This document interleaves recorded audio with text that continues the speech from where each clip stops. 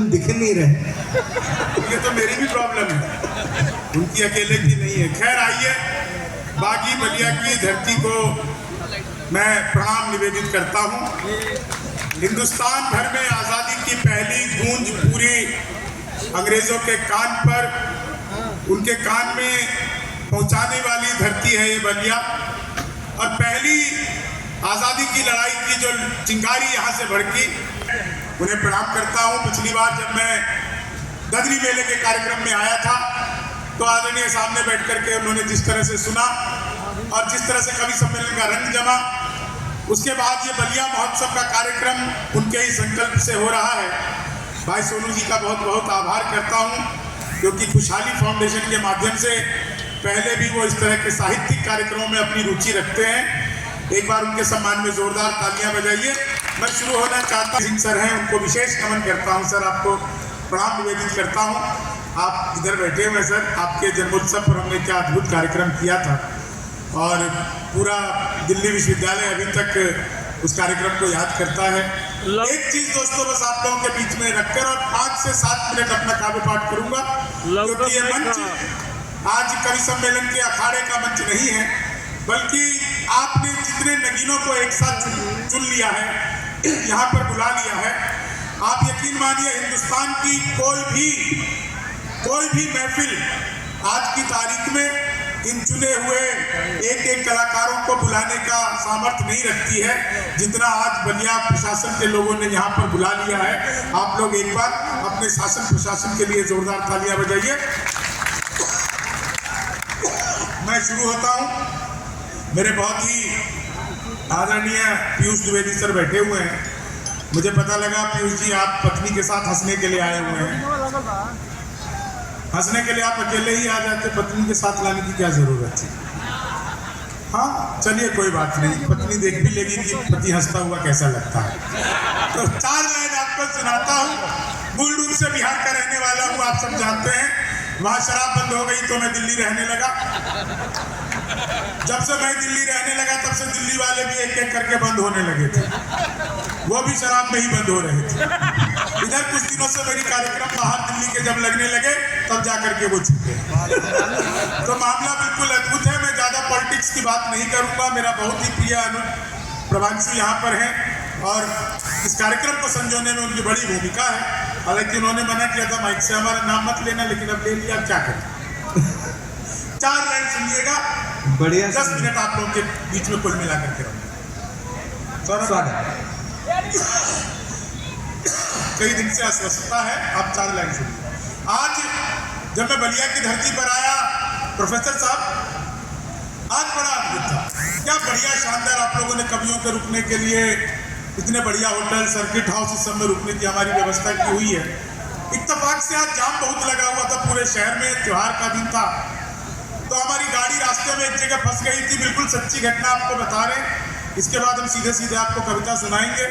हमारी गाड़ी जाम में फंस गई, जाम में बहुत देर तक फंसी रही, तो हमको लगा कि यार ये जाम छुटाना चाहिए। तो मैंने पहले गाड़ी से झांक कर देखा, तो मैंने देखा 2 आदमी थोड़ी दूर पर आपस में आधे घंटे से गाली गलौज कर रहे। आधे घंटे तक जब उनका गाली गलौज नहीं रुका, मुझसे रुका नहीं गया, मैं गाड़ी से उतरा, मैंने जाकर उनको समझाया, तब मारपीट हुई। मारपीट हुई मेरे साथ। वो बुरी तरह पकड़कर धुलने लगे, मैंने फिर समझाया तो अच्छी तरह था। तो एक बात समझ आ गई कि बलिया वालों को ज्यादा समझाना भी नहीं चाहिए। सच बता रहा हूँ। उसके बाद थोड़ा आगे आया, इतना ज्यादा थका हुआ था, मैंने कहा रास्ते में रुककर बलिया में आ ही गए, थोड़ी देर में सर्किट हाउस में पहुंच जाएंगे, चाय पीनी चाहिए। मैं रास्ते में चाय पी रहा था, तभी एक कुत्ता आ गया। कुत्ता आया तो मेरे भीतर दया जगी। मैंने सोचा मैं तो चाय पी रहा हूँ, इस कुत्ते को भी कुछ ना कुछ देना पड़ेगा। तो मैंने चाय वाले से कहा कि एक बिस्कुट का पैकेट दो, आप बात की गंभीरता को समझिएगा। मैंने कहा एक बिस्कुट का पैकेट दो। उसने मुझे बिस्कुट का पैकेट दिया, मैंने बिस्कुट के पैकेट को खोला, एक बिस्कुट निकाला, बस इतनी ही दया जगी थी, बाकी जेब में रख लिया। पैकेट खोला, एक बिस्कुट निकाला, कुत्ते की तरफ फेंका, कुत्ते ने लपका और लपकते ही अलट पलट अलट पलट अलट पलट अलट पलट 1 मिनट में 12 बार पलटी मारी। नीतीश कुमार से भी ज्यादा 12 बार पलटी मारी। मैं घबरा गया मैंने तो तुरंत ही चाय वाले को पकड़ लिया। मैंने कहा क्या मिला दिया तूने बिस्कुट में? तो अच्छा हुआ मैंने पहले नहीं खाया, नहीं तो मैं भी ऐसी पलटी मार रहा होता। तो चाय वाले ने मेरे हाथ जोड़ लिए, बोला बाबूजी मुझे मत डांटिए, बिस्कुट पतंजलि का है। खाते ही कुत्ता अनुलोम विलोम कपाल भाती सूर्य नमस्कार प्राणायाम सब कुछ एक साथ करने लगा। मैं आपको बता रहा था मैं राजनीति पर कोई ज्यादा बात नहीं करूंगा। बस पिछले दिनों मैंने मोदी जी से पूछा, दोस्तों बात आप लोगों तक पहुंच जाए तो एक एक व्यक्ति की तालियां चाहूंगा, जो पीछे दूर तक बैठे हुए हैं, जो लोग साइड में खड़े हैं, बात समझ में आ जाए तो। पिछले दिनों मैंने मोदी जी से पूछा, मैंने कहा मोदी जी आपकी नीयत क्या है? मोदी जी बोले मेरी नीयत पाक साफ है। अच्छी बात है, मेरे पुराने श्रोता यहाँ पर बैठे हुए हैं, काफी अच्छी बात है, ऐसे बीच बीच में बोलते रहना चाहिए। वो पिछले दिनों चीते भारत आए थे तो मैंने चीते से भी पूछा, मैंने कहा तुम भारत आ रहे हो, तुम्हें यहाँ आते हुए डर नहीं लगा? बोले नहीं, हम वहीं से बीजेपी ज्वाइन करके आए हैं। एक आदमी मिला, बोला यार ये मोदी जब से आया है देश 500 साल पीछे चला गया। मैंने कहा मैं आता हूँ, बोली नहीं मैं हनुमान चालीसा पढ़कर सोती हूँ, भूत पिशाच निकट नहीं आते। अच्छा हंसी तो आप लोग के चेहरे पर एक लाइन में आ जाएगी। पीयूष सर एक लाइन में, एक दिन सुबह सुबह पत्नी बोली आज खाना मैं बनाऊंगी।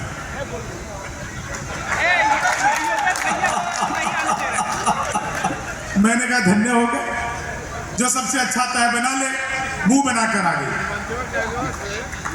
लेकिन उसने बनाई पनीर की सब्जी, मैंने उसमें पनीर ढूंढा कहीं नहीं था। मैंने पूछा भाग्यवान ये कौन सा पनीर बनाया तुमने? बोली खोया पनीर।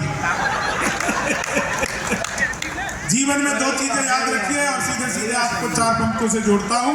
2 चीजें याद रखिए, एक ऊपर ईश्वर नीचे डॉक्टर, इन दोनों का सम्मान करिए। इसलिए सम्मान जरूरी है साहब, ईश्वर जो ऊपर बैठा है वो ईश्वर भगवान स्वरूप है और नीचे जो डॉक्टर है वो भी भगवान स्वरूप है। हम कहते हैं कि नीचे जो डॉक्टर है वो धरती पर भगवान का रूप है। इसलिए जीवन में कभी भी ईश्वर को नाराज मत करो, ना ही डॉक्टर को नीचे नाराज मत करो, क्योंकि जब ईश्वर आपसे नाराज होता है तो वो आपको डॉक्टर के पास भेज देता है।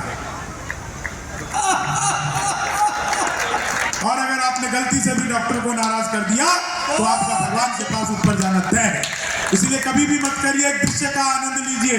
सौरभ भाई दृश्य का आनंद लो, पहली बार सुनोगे। बिल्कुल दृश्य सर, ऑपरेशन थिएटर में मरीज लेटा हुआ है, डॉक्टर गया मरीज को देखा और देख करके डॉक्टर ने कहा पांडे घबराओ मत। इतना सुनते ही मरीज उठकर बैठ गया। बोला डॉक्टर साहब लगता है आप किसी गलत मरीज का ऑपरेशन करने आ गए, मेरा नाम पांडे नहीं है। तो डॉक्टर ने बताया मैं जानता हूं पांडे मेरा नाम है, मैं खुद को कह रहा हूं पांडे घबराओ मत। तो मामला बिल्कुल उल्टा है। 4 लाइन पहले आपको हास्य की सुनाता हूं, 2 मुक्तक विशेष सुना करके और समय की सीमा